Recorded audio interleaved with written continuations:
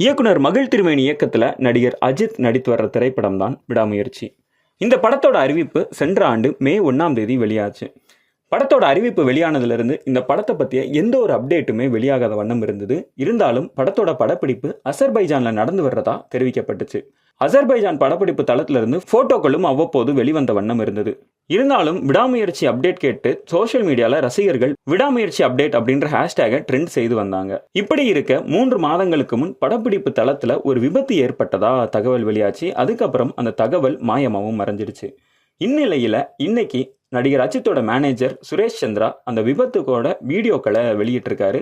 அந்த வீடியோல நடிகர் அஜித் கார் ஓட்டிட்டு இருக்கிறாரு. அவர் பக்கத்துல நடிகர் ஆரவும் உட்கார்ந்துருக்கிறாரு. இருந்தாலும் நடிகர் அஜித்தோட கட்டுப்பாட்டை இழந்த அந்த கார் சாலை ஓரமா உருண்டு விழுது. அதுக்கப்புறமா ஆர் யூ ஓகே அப்படின்னு நடிகர் அஜித் ஆரவை பார்த்து கேட்கிறாரு. இந்த வீடியோ பார்த்த ரசிகர்கள் ஸ்டே சேஃப் தல அப்படின்னு போஸ்ட் போட்டு வராங்க.